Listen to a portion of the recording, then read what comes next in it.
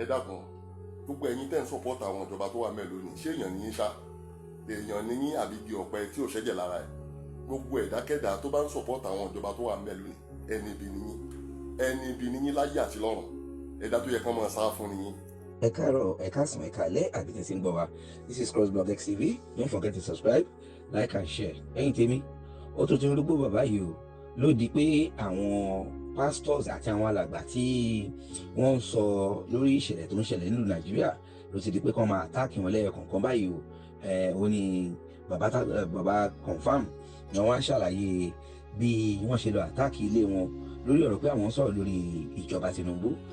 Democracy la pé ìlú Nàìjíríà, democracy dẹ̀ gbàyè kí gbogbo ènìyàn kó fi ẹ̀hónú wọn hàn, bọ̀dí tó ti di pé wọ́n fẹ́ sọ ìlú di one party state báyìí tẹ́pẹ́ tẹ́nibọ̀dì bá sọ̀rọ̀ báyìí wọ́n máa ní kọ́ lọ mú ẹ kán lù ẹ̀ ládùúgbò lẹ̀ ni.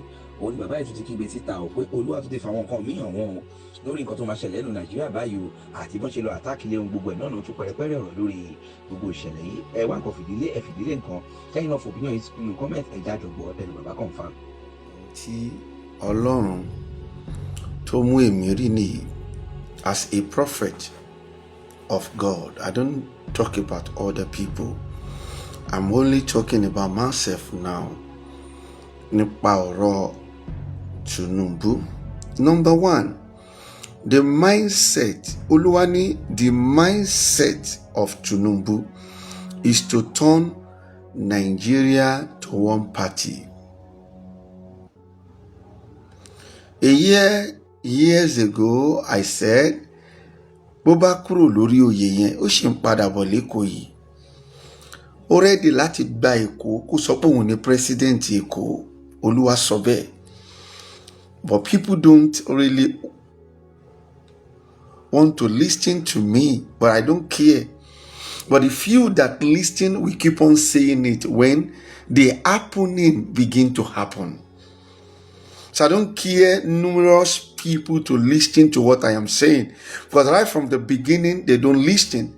So even before kò tí wọ tó wọ president, gbogbo ẹni mo ti sọ pé nǹkan báyìí ló máa ṣẹlẹ̀, nǹkan báyìí ló máa ṣe, gbogbo ẹ̀dẹ̀ ló ti ṣẹlẹ̀ pátápátá. Everything to happen.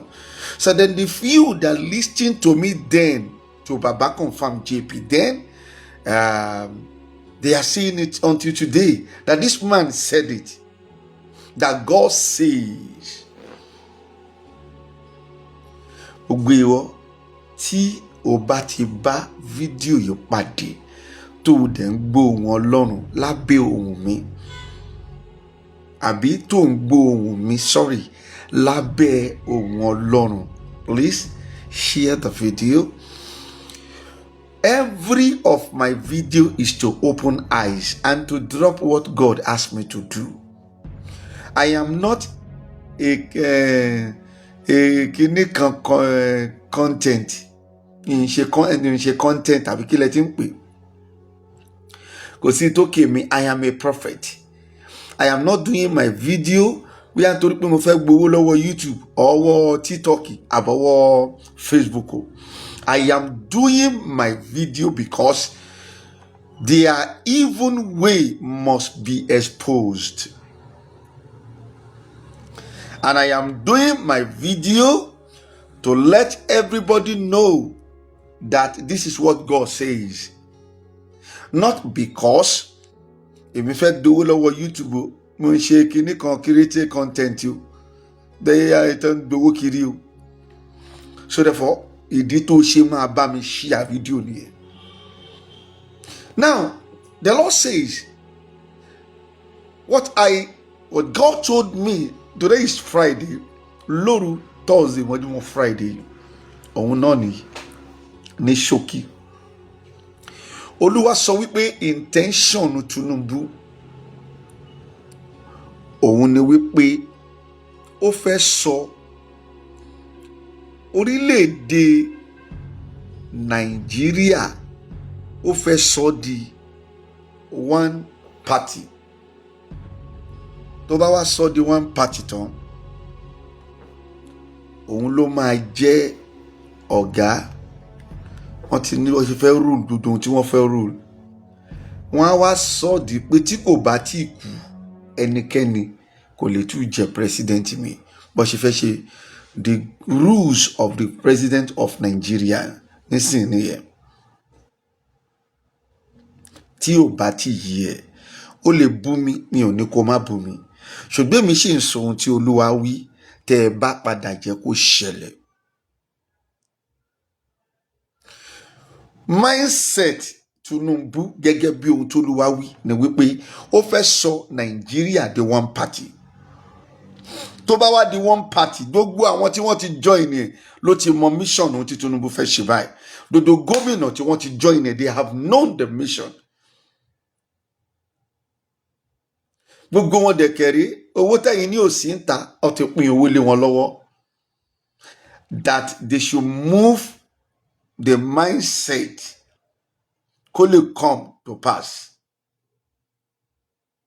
Àwọn gómìnà tí wọn ò join wọn, àwọn gómìnà yẹn wọ́n mọ̀ wípé ohun tó fẹ́ ṣe náà nìyẹn. And there is no way ẹni tí kò bá fẹ́ jẹ́ kí wọ́n tàbùkù bá orúkọ òun kò ní join ní nǹkan tí Tinubu ń ṣe. But ẹni tí kò kíá tó yẹ pé they are partner in crime, they will join what Tinubu want to do. I don't care. Ṣé ọ̀rọ̀ tí mo sọ tí àwọn ọmọ Tinubu tó lọ fọ́ ilé mi lówó rò, one story building, ṣé yẹn ni wọ́n á fíẹ̀ fún? Mi ò lè fi àkọ́kọ́ mọ́. My one story building lórí pé ọ̀rọ̀ tí mo ń sọ yìí it go down. Wọ́n sọ báyìí, wọ́n tún pè èèyàn ní ẹ̀gbẹ́ mi tó sọ pé sẹ́ àwọn máa make sure pé nítorí confirm àwọn máa bring ilé gbogbo bẹ̀yẹn down. And they went there, they bring all that place down. But I don't care. I am still alive. Wọ́n bí mi mọ́ òtítọ́ ni, màá dẹ̀ máa sọ òtítọ́ mi. Bí mo kọ́lé mẹ́wàá gan-an ayéjọ́ tí n bá ti kú kò sí tí mo máa gbé lọ. Èyẹ gangan ni mindset tèmi báyìí. Ẹ bá àwọn yẹn kẹ́ wá fọ́ gbogbo ilé wa kò sóhun tó ké mi. But ohun tó Olúwa sọ nìyí, tí ẹ bá padà jẹ́ kí Tinubu kó sọ Nàìjíríà di one state, ẹ máa padà sínú oko ẹrú.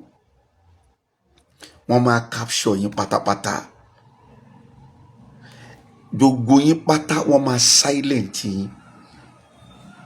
Wọ́n wòye gómìnà tó ti join ní party yẹn báyìí. All because wọ́n fẹ́ sọ Nàìjíríà di one state. Tí ẹ̀yin ọmọ Nàìjíríà bá wá padà jẹ́ kí orí bẹ́ẹ̀, you will discover that gbogbo ọ̀rọ̀ tá à ń sọ yìí, they will silent us. Ó máa wá di pé ẹ lọ mu nínú ilé náà.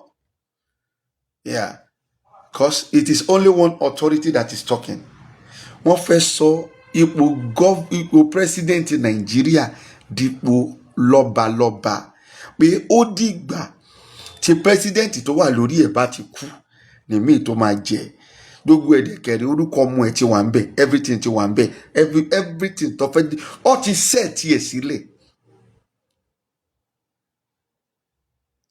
Ẹ̀wọ̀n màmá kan pè mí kí n máa àdúrà wo mo fẹ́ máa gbà ìgbà tí kì í ṣe pé ọ̀dẹ̀ lẹ́yìn ìyá yìí àbẹ́yìn bàbá yìí. Àdúrà, ṣé àdúrà ni Amẹ́ríkà gbà t'Amẹ́ríkà fi dá?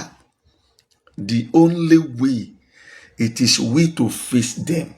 The only way it is we to protest. And tó bá láwọn ò gbọ́, the next way it is we to war, and that is all. And if we want to war, we will prepared for war. Kì í ṣe pé a fẹ́ war. We will not prepared for war. Tí mindset Tinubu tí ó bá padà wá sí ìmúṣẹ, they will silent everybody. Because when they were one party, ọ̀rọ̀ wọn ti dẹyọ kan nìyẹn o.